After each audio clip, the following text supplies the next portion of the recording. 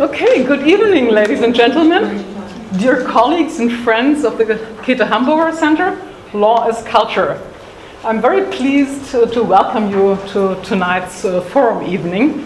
Our speaker tonight is Professor Débora Gozzo from Sao Paulo, who will give a talk on the topic, the price of human dignity in a globalized world, on the commercialization of mankind.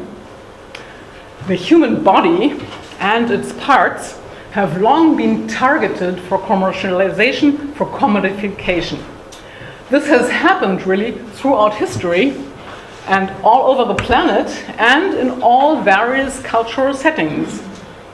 However, today there is a totally new dimension to all of this. Scientific advances in medicine and in biotechnology have resulted in the growing importance of human beings as raw material, one could really say.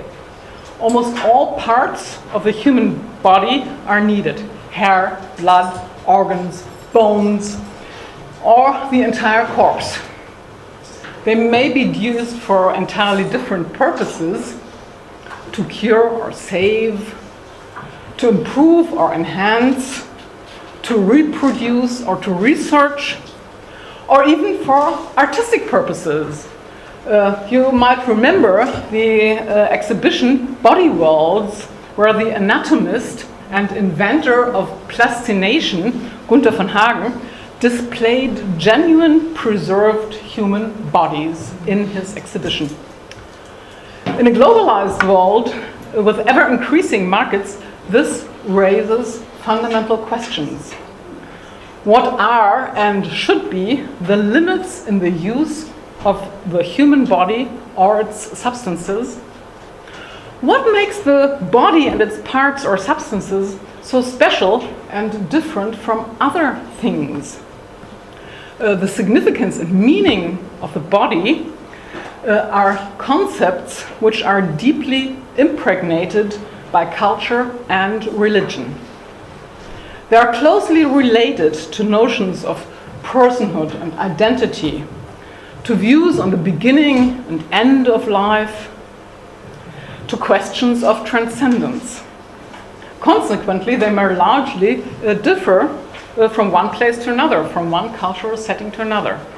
Nevertheless, in a globalized world, with an increasing commodification of the human body, there appears to be a need for universal principles. Is the prohibition of financial gains such a principle? And what could be its foundation? Débora Gozzo will look to the principle of human dignity when examining different facets of the commercialization of mankind. Before the floor is yours, it is my pleasure to introduce you, Débora. Débora Gozzo is professor at Sao Paulo Universidade São Judas Tadeu and at the Centro Universitário FIU in Sao Paulo. Her fields of expertise are civil law, fundamental rights, and especially bioethics. Throughout her legal career, Débora has worked both in Germany and in Brazil, the two legal systems that she is today mostly focusing on.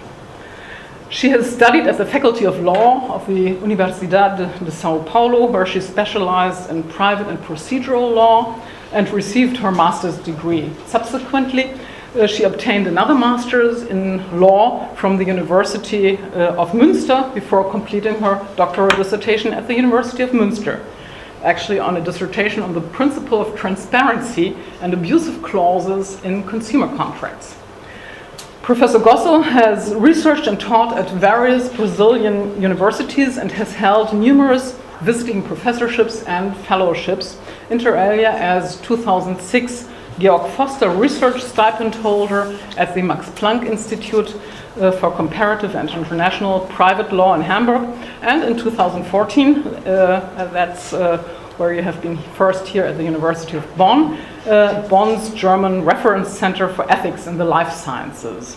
Since January, Débora Gozzo is fellow at our center, pursuing her research on the project of commercialization of mankind. tonight's topic. And now we are very much looking forward to your presentation. Débora.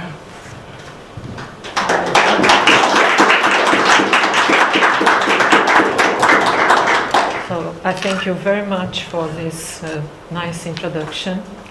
And good evening, ladies and gentlemen, dear colleagues. Nina read my speech, but she didn't read what I wrote here in the beginning. So this is a surprise for her too.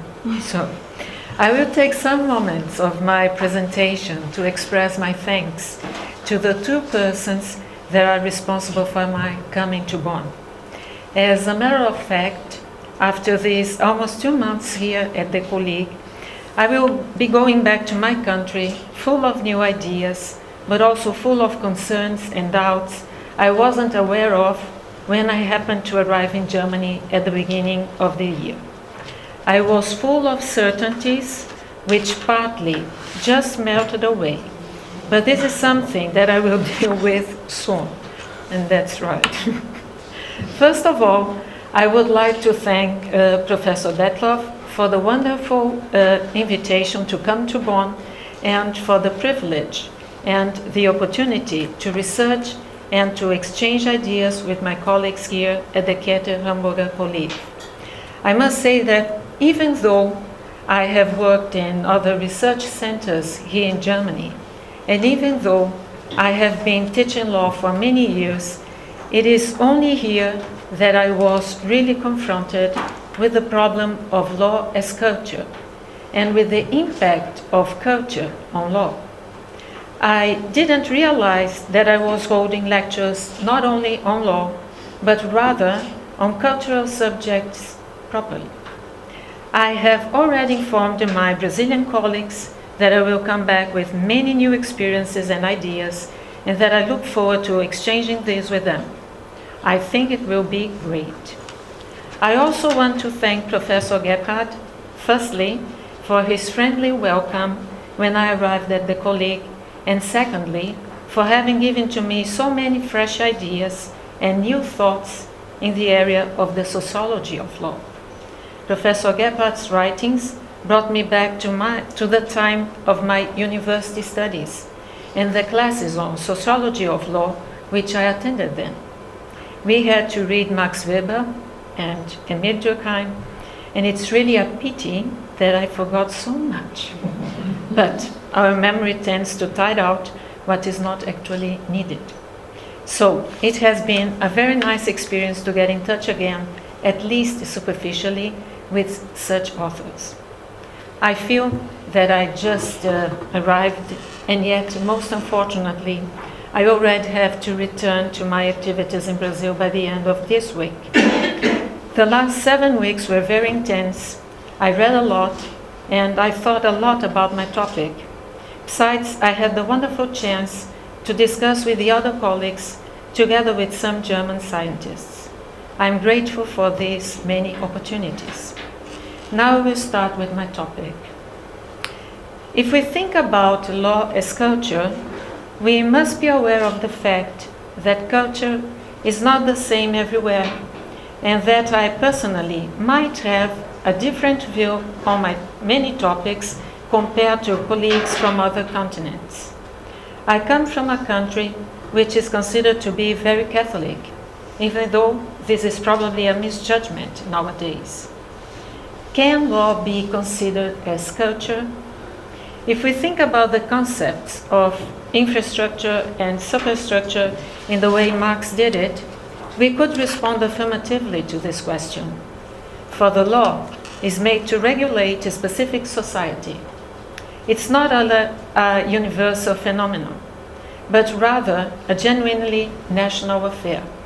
Law is based on mentality, history, tradition, and last but not least, on language, more than any other field of human interaction. This introduction about law being influenced by culture and religion brings me to another significant aspect of my research, the principle of human dignity, which is both well-known and often misused. The German fundamental law puts it in its Article 1 at the outset. And constitutions worldwide always put at the outset what is considered to be most important by their legislators. It was not by chance that it happened this way, as the fundamental law came into force in 1949 when Germany tried to overcome the horrors of the Second World War. Respect for the human being was meant to be the main tool to rebuild the country. In a very similar way, things happened in Brazil, for the Constitution of 1988 came into force after 21 years of a very violent military dictatorship. The adoption of the principle of human dignity in Article 1 of the Brazilian Constitution ideally underlined that all citizens and everyone living in the country had to be respected. And I must say that since then, the Brazilian legal system has learned to deal with this principle and the fundamental rights that are enumerated in the Constitution. I look at two different nations, Germany and Brazil, with two completely different backgrounds concerning education, morals, and religion, and at two different legal cultures. But they are in a way interconnected by the principle of human dignity. Of course, the law in the books is not always identical with the law at work. Aaron Barrack writes in the preface of his book that the principle of human dignity has a history of at least 2,500 years, and he refers to Baudot-Pierrot and Bernard Schlink in this respect. As the same authors mentions, I quote, "It has been influenced over the years by different religions which held it as an important component of their theological approach." End of quotation. I would add the extra-religious moral elements it entails, together with the respect for public order. This tripod sustains the human dignity up to our times, and yet it's perhaps one of the most difficult concepts to define with certainty, and also one of the most misused, for everything is considered now having to do with it, even if it doesn't. At this point, I want to make mine the words of Barrack once more. I quote, "In the absence of a true meaning, each legal system must independently determine the interpretation it finds appropriate. I will use, for the purpose of this work, a concept developed by a Brazilian constitutional legal scholar and judge, Ingo Wolfgang Zalet. I quote, "Human dignity is the intrinsic and distinctive quality recognized in each human being so that he deserves the same respect and consideration from the state and the community, implying, in this sense, a bench of fundamental rights and duties in order to assure each person against every degrading and inhuman treatment and granting the minimal existential conditions for a healthy life and promoting that everyone has an active and responsible participation in its own existence and in life lived in community with all other human beings, respecting all other beings belonging to the network of life." This understanding of what is human dignity will accompany me throughout my work about the commodification of a person. Now, if we are going to discuss about a human market, that is to say, a market where organs, tissues, and everything else is produced by or being part of one's body, such as blood, mother's milk, and egg cells, can be pursued, we have to ask ourselves why such a market would exist. It exists because of the overall economical principle of demand and supply. There is a demand for such goods. I'm using this word purposely, of the human body, mostly when it comes to saving life. That is the aspect of demand. But there is also the aspect of offer. We must consider that we are all holders of fundamental rights, and the most important of all is the right to live, of course. Thus, whenever a person can survive by receiving a blood transfusion, a kidney, a lung, or a piece of someone's liver, he or she or their relatives and also physicians will do what they can do to try to help the person to keep on living. That is natural and not reprehensible. However, these goods are not easy to find. So, the rarer a good is, the more expensive it will be. But we are talking in the case about goods that do not have or shouldn't have a price, as they are res extra commercium. When they are essential to the body's integrity, then there shouldn't be a market for them. To the best of my knowledge, all Western countries have especially regulated the donation of parts of the human body, but as the law is a natural affair, they have done so in different ways. For example, in Chile one can sell blood, and in Brazil the sale of blood is totally forbidden, while at the same time it's allowed to donate it. I want to stress that I have used the word donation, not sale. The reason why donation is mostly accepted is that we are not supposed to ask for money when it comes to something we ought to do out of solidarity or humanity. This is, or at least should be, our nature, and by donating parts of ourselves, we might help someone to survive or to live a better life. This solidarity from the donor to the receiver is also an important tool to guarantee a world ruled by the principle of human dignity. And of course, this has its roots going back to religion, to morals, and to public order as a whole, and to natural law. Consequently, we also go back to the notion of law as culture. On the other hand, if I mutilate myself in order to receive funds from my insurance, this is, without discussion, illegal. It is considered to be contrary to the ordre public, to morality.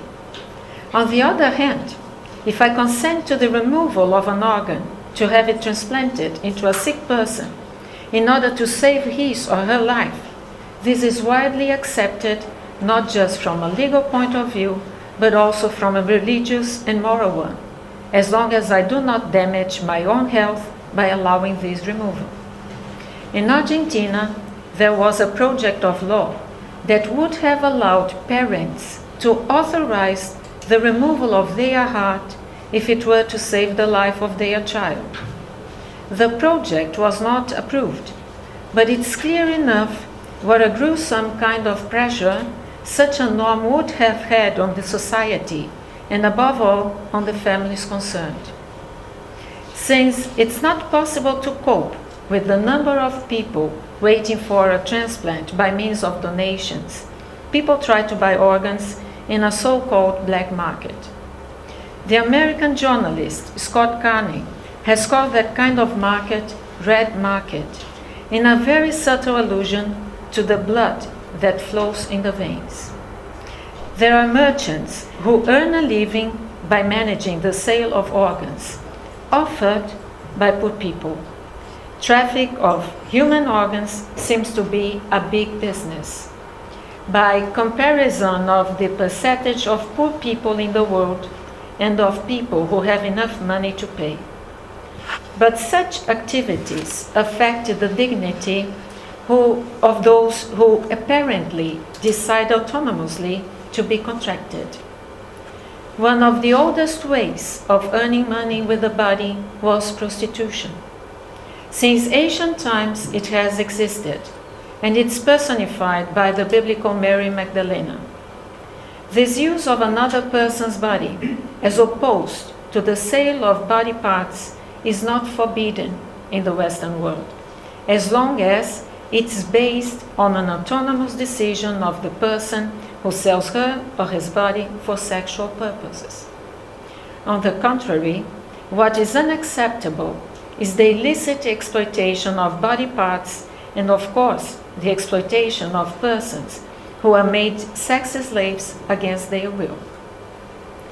A person has the right to exercise its autonomy, and consequently, it has the right to donate an organ or to sell it. In the first case, as the donor does not receive any money for that, we might defend the idea that the person is doing it for solidarity. And we have to realize that this donation is usually for a relative. But sometimes people will do it for money. I remember that in the 80s, the economic situation in Brazil was so difficult, perhaps so difficult as it is now, that some people advertised the sale of their organs, male de kidney. I remember these kinds of newspaper advertisements. Those were people in need of money, in spite of their natural sense of self-preservation. Of course, this kind of decision is not autonomous, according to my studies. I base this understanding on the writing of T.L. Beauchamp, one of the fathers of the bioethical principles, who wrote about the market of kidneys in an article titled Methods and Principles in Bioethical Ethics. I quote, "Potential volunteers may be constrained by their situation into a non-voluntary sale, that is, manipulated to the acceptance of offers because of the constraints of their impoverished condition. The issue here is not whether those who sell their kidneys are entirely free or manipulative or constraining influences, but whether they are sufficiently free so that they are unable to act autonomously." And he adds, "Rather obviously, a consent to the sale of one's kidney might not be sufficiently voluntary or informed to constitute an autonomous consent. Getting a potential volunteer to comprehend and appreciate the risks and benefits can itself be a formidable task. For example, persons might not adequately appreciate the risk and nature of a deterioration in health status from nephrectomy, what the money they receive will purchase, the risks of a decline in family income, or the risks that a middle person or hospital will not make full payment. Potential volunteers find the benefits overwhelmingly attractive, causing them to devalue the risks. In one respect, these volunteers correctly understand basic facts about procedures and arrangements, but in other respect, their understanding is inadequate." End of quotation. Autonomy, besides beneficence and non-maleficence, plus justice, is one of the 4 well-known principles in the bioethical world. If there is not enough room for exercising it by informed consent, if, however, the person concerned doesn't get enough information about the possible health damages by selling an organ, he or she might run the risk of suffering great loss. If we think about the topic of the commodification of the human body, we have to be aware of the fact that to be for or against it, one must consider the cultural background of a person. In other words, the country where they were born, their religion, morals, and also the legal system they live in. The reality is that the way we are socialized plays a big role in our decisions. They are never as independent as we might think. They are a result of our beliefs, taking this term in a broader sense. What we can observe is that there is a market for almost everything, including the human body. That is why perhaps Michael Sandel, a philosopher at Harvard, wrote a book about what money can't buy. As I mentioned, there is a market for blood, for organs, for tissues, for hair, for mother's milk, and also for gametes, or in other words, reproductive cells. But worse than this is the market for human embryos, that is to say, to future human beings, and for worms too. That's my next topic. When it comes to artificial reproduction, it comes to someone's infertility or unwillingness to carry a child. A person is considered infertile when he or she is unable to conceive within a year in spite of prior efforts. According to the World Health Organization, this is a disease that affects about 10% of the global population in the fertile age. Considering these numbers, and also considering the right to health as a social fundamental right, it seems that the state has an obligation to give assistance to those suffering from infertility. For just in this case, some of them will truly get a chance to have their own biological child, taking into account that they do not have enough money to support such a treatment in a private clinic. However, as this kind of therapy is not cheap, at least in Brazil, public hospitals that are specialized in artificial reproduction give priority to the treatment of young patients. They are the ones who might get the best results from the therapy. I would like to add that since 1996, Brazil has a law that obliges the government to put at the disposal of the population all possible means so that they can undergo an artificial reproduction. The law text does not explicitly say which biotechnological techniques must be supported, even though a deontological regulation issued by the Federal Council of Medicine also allows the method of surrogate motherhood under certain circumstances. There has been no case, as far as I'm aware, that this kind of treatment was ever applied by a public hospital. The technique of what we call artificial reproduction is a very old one. It goes back to the 18th century. John Hunter, an English doctor, could inseminate a dog for the first time in history with positive results. Since then, these techniques have been greatly improved. In 1978, two English physicians created the first test tube baby, Louise Brown, who has already given birth to at least one own child the natural way. Since her birth, reproductive medicine has separated conception from sexual reproduction and caused a revolution in the way babies could be conceived. Nowadays, the challenges in this area have to do with designer babies, with Savior siblings, and also with embryo enhancement, so that a human being can have its future skills strengthened. Pretty soon, provided we have enough money to pay, we will be able to make our babies in a lab, not because we might need the help of reproductive medicine, but because we want to have a perfect child. This is another way to practice eugenics, something which was supposed to be banned and that has always been condemned, but now and then reappears with a new face, but in a very subtle way.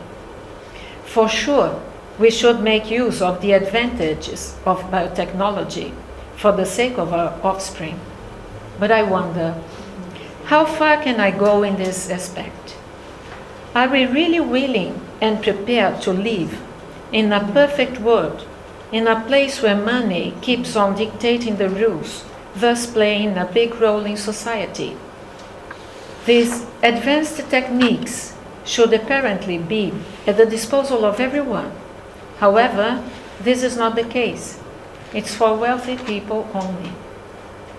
In 1997, a film called Gattaca, directed by Andrew Nichols and starring Ethan Hawke, Jude Law, and Uma Thurman, dealt with this subject. In the future, world babies are not being born following an act of love, but based on the expertise of scientists in a lab.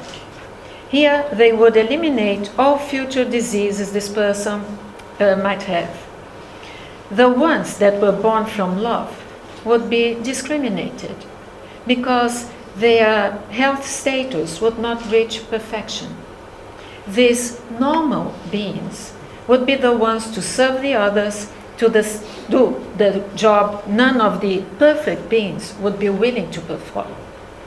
That was a fictional forecast of the future, but a designer baby might represent a very big market in the years to come. I have to add that they already can do it, but up to now ethics are playing a big role in this case. They are not doing it, but they could. At present, one has to face the problem of sexing.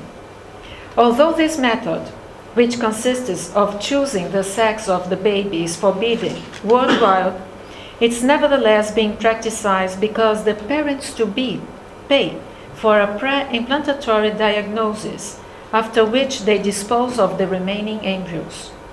This can cause a notable imbalance of the number of women and men in the world. In the field of artificial reproduction, we also have a market for the Savior Sibling. In this case, the parents already have a child, but it's handicapped due to a genetic defect. The only way to save that child is by having another child with certain genetic characteristics that might cure the first one. In a lab, the parent's embryo will be examined, again with payment, and the embryo that genetically fits the needs of the sick child best will be implanted. In a very famous book, My Sister's Keeper, by George Picot, we find very interesting content about the impact such a situation might have on the cohesion of a family, as the situation not only affects the autonomy and dignity of the person who is born to save the life of a brother or a sister without having the chance to consent or not, it also puts an enormous strain on the other family members. Before 1978, there were already many sperm banks all over the world. Usually, the sperm is obtained for free from the husband or the partner of the woman or from an anonymous donor. The material is kept frozen. In other words, it's kept cryopreserved at a temperature of minus 196 centigrade until being used. Later, it became possible to freeze embryos and also egg cells. In any case, sperm, egg cells, and embryos might be the object of a sales contract. This entails some problems when it comes to retrieval of the egg cells. To obtain about 6 to 7 of them, the donator must go through a very specific hormonal therapy. She must inject, during a certain period of time, a kind of hormone bomb, so that her body will produce a sufficient number of egg cells. This procedure is much more labor-intensive than the one to obtain sperm. Usually, the women who sell their eggs are university students. With the money they get, it can amount to up to $6,000 per donation. They support their studies. These students are convinced that they are not only earning money the easy way, but that they are also helping infertile women or couples to have a baby. Reading a book called Egg Donor Stories, the reader is confronted with the narrative of a woman who in her 20s decided to help other people to have a baby. She declares that she was really naive then. Nobody informed her about the odd consequences for her body. Of course, receiving such a mass of hormones can cause a lot of harm to any woman's body. In the same book, another woman said that she tried to receive more information, but what she got was not enough, as she realized afterwards. Yet, another woman ended up being infertile, and of course, she enormously regrets the decision she took. The author's aim now is to convince other young women not to engage in selling egg cells. But there is a big market for this, and it seems it will be virtually impossible to stop it. One may also consider that every woman is born with an already determined number of egg cells where sperm can be produced in great numbers and up to a very advanced age. The market for embryos, sometimes, is not as well defined as the other ones, because it concerns a person-to-be, a potential human being. If a person does not have a price, this should also apply to an embryo. Human beings have an innate dignity, as Immanuel Kant wrote about 300 years ago. Nevertheless, there are embryos waiting to be adopted in specialized clinics for artificial reproduction. As it also happens in the case of sperm or egg cells, the person who wants an embryo will be able to choose it from a catalog. The couple will say what kind of child they want, and the doctor in charge will have to see whether they matches one of the embryos they have at their disposal. One can only hope that the clinic doesn't make a mistake, as it recently occurred in the United States. The clients explicitly wanted the gametes of a specific donor, for they already had a child by the same donor. They wanted to ensure blood ties between the two children. However, a mistake happened, and they eventually had a black child instead of a white one. As a result, this kind of wrongful birth raises a lot of legal and ethical questions. There is one particular aspect which again raises a lot of ethical questions: surrogacy. That is a situation in which a woman agrees to carry a baby for another one who can get pregnant or who does not want to get pregnant for whatever reason. Up to now, 3 arguments have been used to justify surrogate motherhood: the lack of a uterus by birth, or as a result of a removal, or the risk of death for the woman. Therefore, if a woman is capable of becoming pregnant, she should not be allowed to rent a womb. I raise this question because the American actress Sarah Parker Jones, just to give an example, decided not to get pregnant for fear of a deterioration of her body as a result of carrying her twins for 9 months. Ethically speaking, this should not be allowed. There are 2 kinds of surrogacy. The first and most ancient one is the traditional surrogacy. It also appears, for instance, in the biblical story of Sarah and Hagar, her handmaid, who had sexual intercourse with Abraham and got pregnant. The child was born into the hands of Sarah, so she could feel as giving herself a son to her husband. Traditional surrogacy is based on the use of the surrogate mother's egg cells, therefore making her biological mother of the child. But in our times, she agrees by contractual obligation to relinquish her parental rights and to hand the baby over to the intended parents. This kind of surrogacy can have very complicated consequences, and it may not always be morally acceptable. For in some cases, the surrogate mother may change her mind, wanting to keep her biological baby, which she has carried for 9 months. In 1986, such a case had to be decided for the first time by the Supreme Court of the state of New Jersey. The surrogate mother, who was married and already had 2 children, was granted the right to visit her daughter Melissa with the legal parents where she stayed. At the age of 18, Melissa broke the contact with her biological mother and decided to be adopted by the wife of her father. The second kind of surrogacy is the most common one, the gestational surrogacy. This is a technique where an embryo or sperm only is implanted into the uterus of the surrogate mother. In both types of surrogacy, the woman will offer her uterus for free or for money. In the first case, she will normally do it because she feels that she has to help a woman who cannot become pregnant. This is quite frequent in the UK, for example. In Brazil, this is the only way to carry a baby for others. If the woman does it for money, we think that this might imply a new form of exploitation, especially because, in most cases, these women live in poor countries and are in their need of the funds thus generated.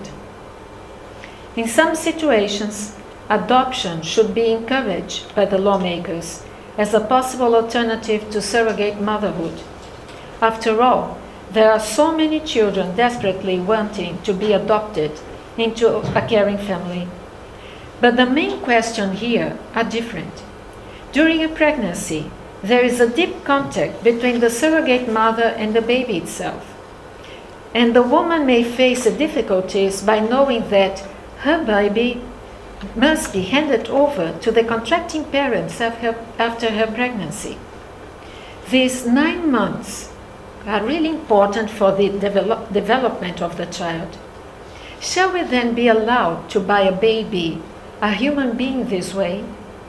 Not to mention that if the surrogate mother has other children, they might not understand why she's not keeping the baby. And of course, the person born by a surrogate mother may suffer from feelings of inferiority, it may face difficulties interacting with the legal parents, and may even be obsessed in identifying the biological parents during a lifetime. In the final part of my presentation, I want to offer some observations about the way surrogacy is being dealt with in 3 selected South American countries, namely Brazil, Uruguay, and Argentina, and 3 selected European countries, namely Germany, France, and Austria. In Argentina, surrogacy contracts haven't been regulated yet.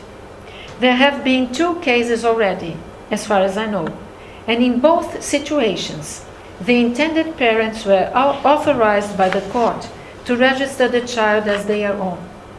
There is a strong counter-movement from the Catholic Church to not allow surrogacy. In Uruguay, there is a law from November 2013 that allows surrogacy in certain situations when a woman suffers from health problems. The surrogate, who must do it for free, has to be a relative of the intended parents, and she must be under 40. In Brazil, there is no law to regulate such cases. The only norm in the field is a regulation from the Federal Council of Medicine, which has allowed this practice since 1992. It's a merely deontological regulation, and it has no binding force. Since 2015, the Federal Council of Medicine has a new statute, which also allows the surrogacy contract in favor of homosexuals. As in Uruguay, the surrogate mother has to be a relative of the intended parents, and she's not allowed to receive any money for it. Obviously, the parents can help the surrogate mother with the expenses that occur during the pregnancy. By those rules, the Federal Council of Medicine tries to avoid the commodification of the human being and facilitates the delivery of the baby to the intended parents. These norms are quite liberal, and they also foresee that the baby to be carried by the surrogate mother must not be a biological child of the intended parent, parents. It can be a donated embryo too. Nevertheless, there is a black market for commercial surrogacy mothers in Brazil. Some may charge up to about 25,000 euros for their services. I want to add that the Federal Council of Medicine in 2013 tried to impose the age of 50 for any kind of artificial reproduction. There was a great discussion in the society about this topic. In 2015, the Council changed the resolution and authorized any kind of artificial reproduction for women above 50, provided they accepted the risks of a pregnancy. The Inter-American Court of Human Rights in Costa Rica did not have to decide any case concerning surrogacy until last January. The court then issued a judgment in which the state of Costa Rica was obliged to allow its citizens to have a baby with the help of the new reproductive technologies. Up to that judgment, the country did not allow any kind of use of biotechnology to help infertile people to become a father or a mother. In Germany, France, and Austria, surrogate contracts are prohibited by law. As a result of this, citizens of these countries go abroad and look for a surrogate mother, normally with the help of an agency. When they return with a baby, they have to solve the problem of the birth certificate and thus of the nationality of the child. The European Court of Human Rights has already declared that according to the principle of the best interest of the child, the authorities of the respective countries have to facilitate the registration of the child, but only if the child is the biological offspring of at least one of the partners, be they heterosexual or homosexual. Up to now, France has ignored this decision. Germany and Austria are acting in favor of the child, even though this practice is against their federal legislation. I'm quite convinced that the different ways in which surrogacy is being treated in Latin America and in Europe has to do with our diverse cultural backgrounds. But this is a matter that I hope to be able to analyze deeper in the coming months back in Brazil. I thank you for your coming, and I'll be glad to answer any questions you might have.